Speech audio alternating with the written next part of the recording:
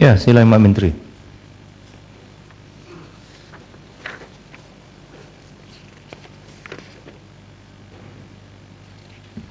Terima kasih Tuan Tuan Pengurusi, dan selamat beribadah puasa pada semua saudara-saudara sekalian, saudara muslimin muslimat. Saya bagi pihak kementerian mengalu-alukan 4 ahli yang berhormat yang telah pun mengambil bahagian dalam perbincangan di peringkat jawatan kuasa mengenai kepala di bawah kementerian ini, yaitu bagi maksud BIS 26 yang terfokus kepada program pendidikan pengguna utility menerusi media elektronik dan media cetak. Dan bagi Ketre, bagi yang berhormat Bakri, yang berhormat Batu, yang berhormat Kulai, sebagian besar apa yang disentuh adalah sebenarnya di luar tajuk apa yang dimaksudkan di bawah kepala B29 ini, yang mana menekankan pembiayaan program berkaitan dengan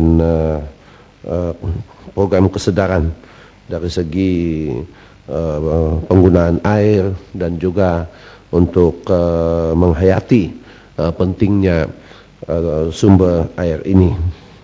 Penekanan yang kita laksanakan di peringkat kementerian ialah water is life, ya, bahwa air itu adalah hidup ataupun keperluan asas kehidupan.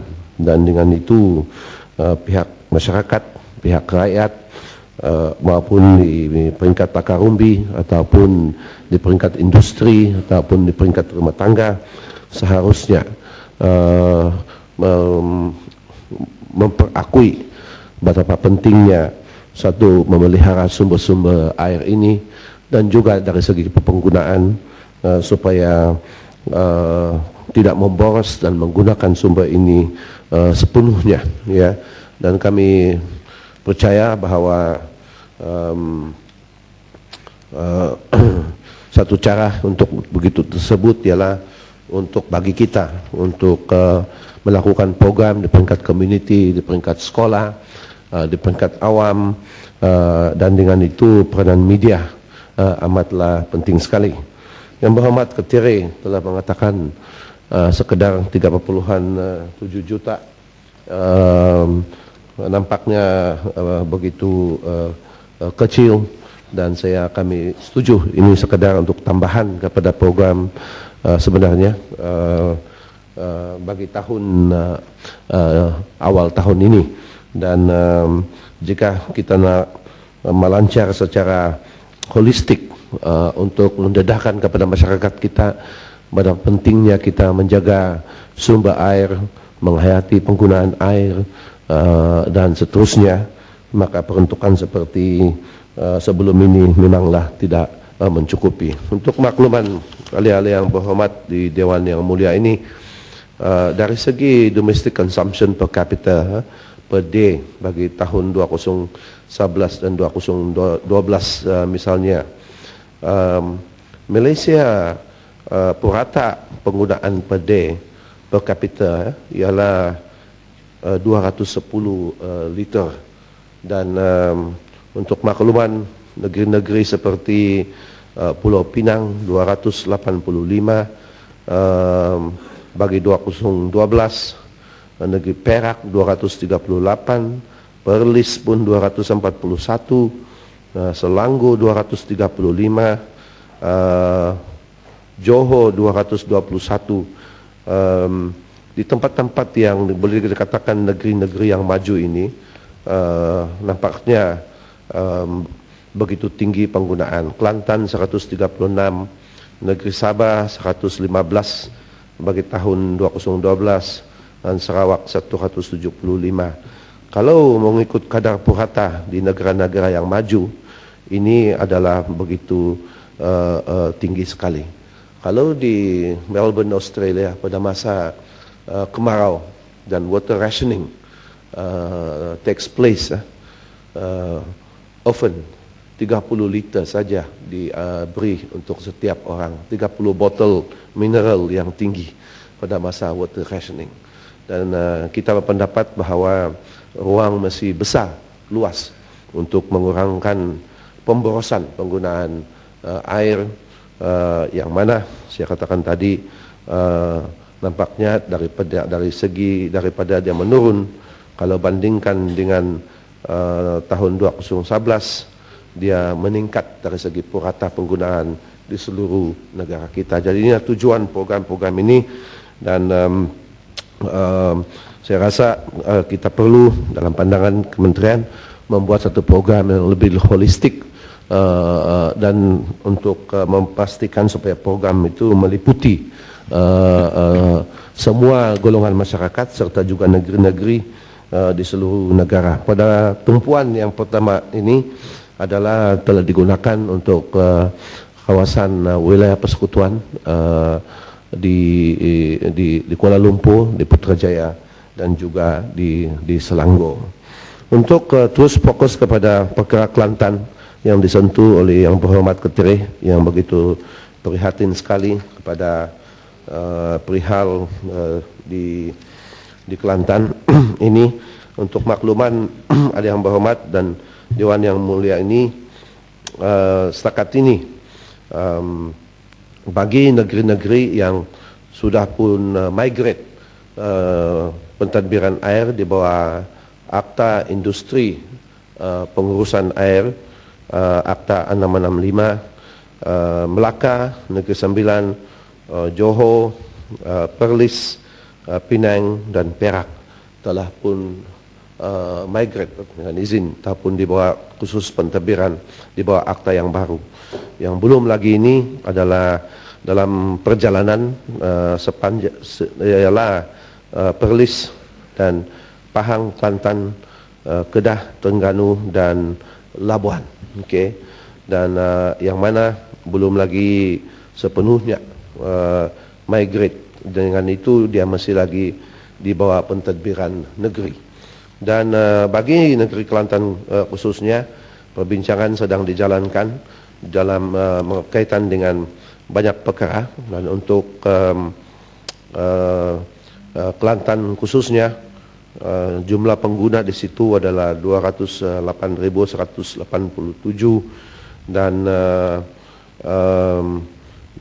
jumlah loji 32 buah, purata pengeluaran adalah 406 ml per day dan purata penggunaan 188 mld, dan artinya sebenarnya masih ada margin yang sedia ada, walaupun di beberapa daerah menghadapi masalah dari segi margin yang mencukupi.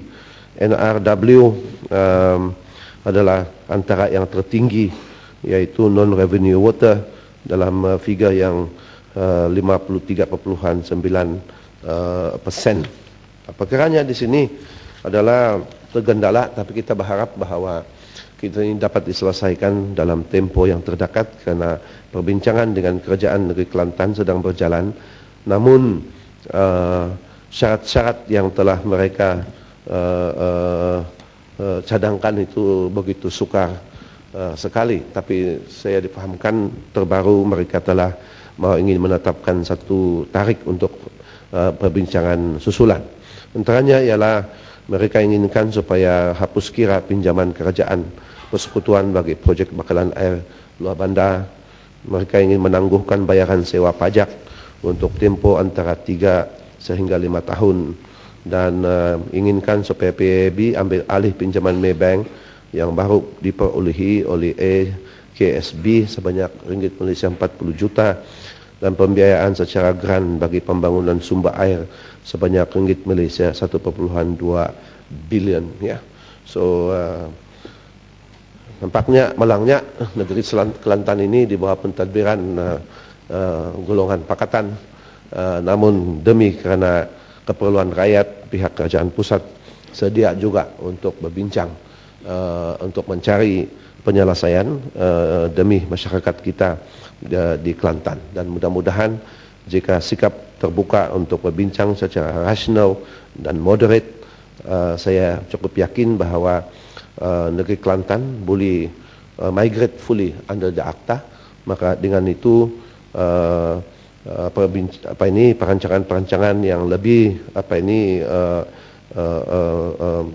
terbuka dan juga lebih boleh dimuktamadkan dapat dicapai. Satu tawaran baru akan dikemukakan kepada kerajaan negeri Kelantan mengenai dengan perkara-perkara yang saya telah sentuhkan ini, dan rundingan seterusnya akan kita usahakan. Okey. Jadi setakat bagi ahli-ahli yang berhormat yang lain, batu punya itu sesat jalan lah, ini hal mengenai dengan air dan promosi kesedaran penggunaan, tidak kena mengena dengan FIT. Jadi nanti pasanglah soalan pada masa akan datang nanti untuk makluman yang berhormat batu yang kadang-kadang kepala batu dan tapi hati yang baguslah, hati yang tidak sepertinya batu tapi kadang-kadang kepala keras, ya. Untuk Bakri untuk Bakri yang begitu spesifik kepada kawasan beliau, saya mohon maaf tidak ada data-data yang terdekat yang kita dapat perolehi. Namun saya rasa Bakri ini selalu rela berbincang di dalam dan di luar dewan. Nanti duduk sama saya lah, ya, dan kita telitikan apa keperluan di sana, khususnya data-data permintaan dan data-data pengeluaran dan seterusnya. Kerana begitu spesifik, saya mohon maaf. Yang berhormat daripada Kulai menyentuhkan harga air di Johor Bahru berbanding dengan kadar di Kelantan, di Selangor dan juga di Pulau Pinang. Saya hanya mengatakan di sini bahawa dari segi migration kepada ACTA, sememangnya Johor antara yang sudah pun begitu awal untuk migrate. Dan soal tarif itu ditentukan berasas kepada banyak faktor, ya. Satu memangnya adalah kos pengeluaran, okey, kos pengeluaran, dan memanglah kemampuan penduduk itu perlu diambil kira. Tapi sebelum ini Johor ni disebut sebagai antara negeri yang sudah maju, dan kerana sumber air yang ada di situ sebenarnya adalah mencukupi untuk keperluan di situ. Tapi cost of treatment dan seterusnya adalah lebih tinggi daripada di negeri-negeri yang lain. Jadi soal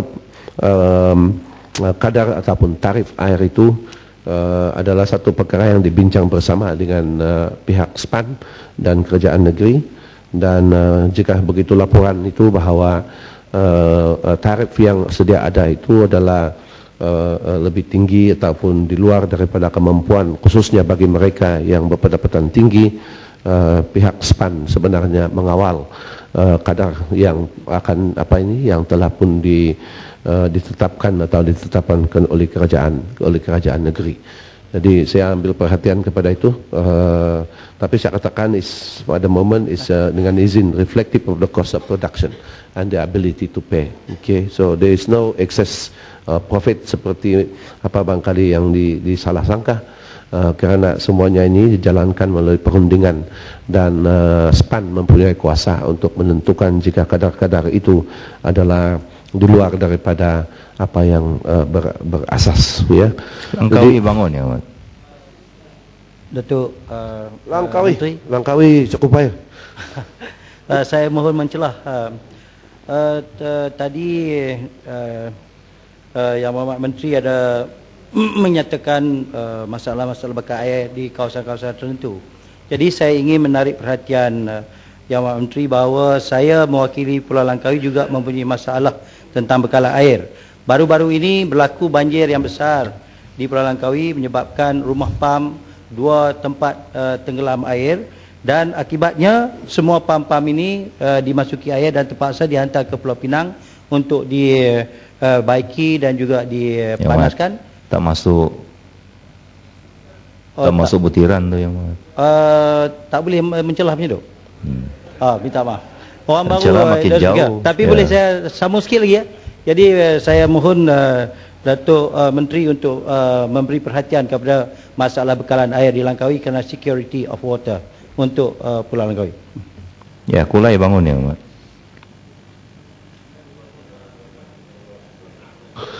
Terima kasih.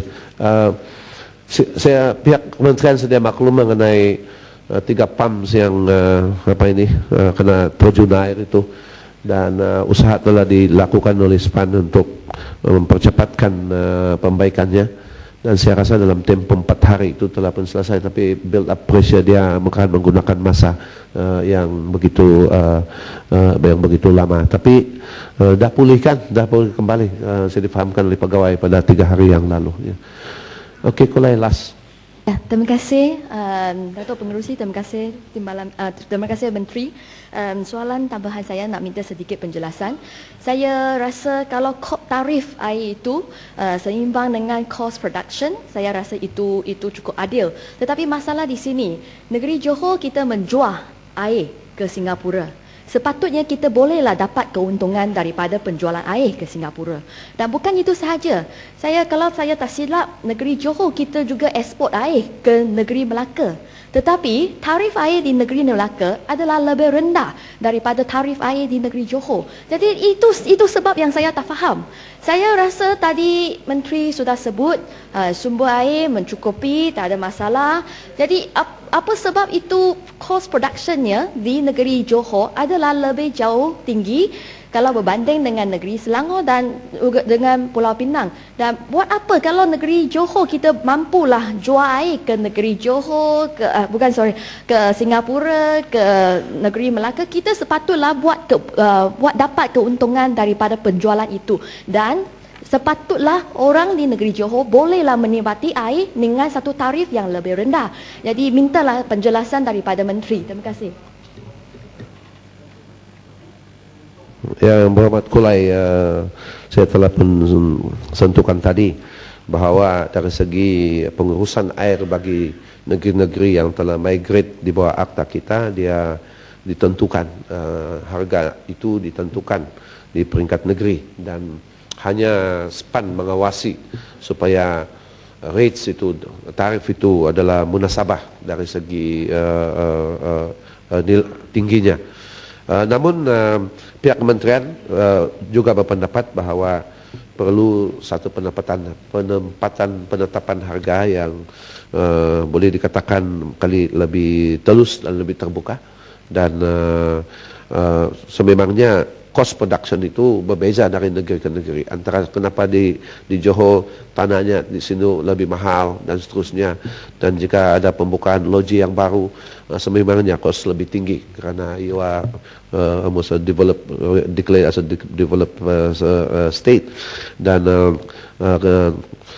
kos tanah dan sewaan itu memang lebih tinggi. Ya, negeri Johor mendapat income daripada air yang disalurkan, dijual atau kepada negeri lain dan juga ke Singapura, dan itulah antaranya dari segi pembangunan infrastruktur air sebenarnya di Johor, saya boleh katakan bahawa dia antara yang bukan saja termoden tetapi antara yang terurus.